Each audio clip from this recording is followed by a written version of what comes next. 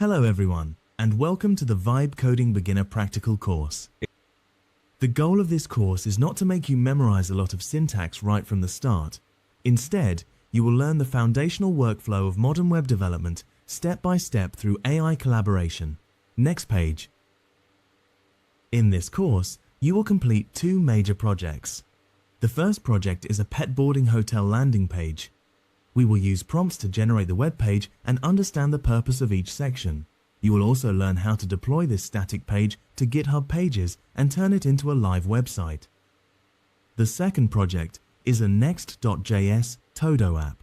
We will start with a basic Todo app and gradually improve it. You will learn how to deploy it, add user authentication, connect it to a database, and eventually build more advanced features like Todo groups. More importantly, this course is not just about the projects themselves. The real goal is to help you learn the development workflow, how to describe your requirements, how to break down features, how to test your work, how to fix problems, and finally, how to launch your project online. In other words, this course will take you from prompt to product and help you build real projects that you can publish and share. Next page. Here is the learning roadmap. Step 1. Prompt fundamentals. You will practice how to clearly describe website requirements. Step 2. AI-generated landing page. You will use AI to generate a landing page and deploy it to GitHub pages. Step 3. Next.js Todo app. You will move into app development and learn how to build an interactive Todo app.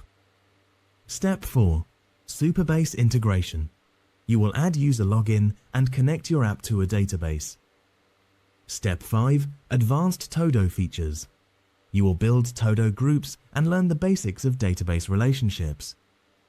Alright, that is the overview of the course. Let's get started. Hello everyone, welcome to this lesson. Today, let's talk about vibe coding.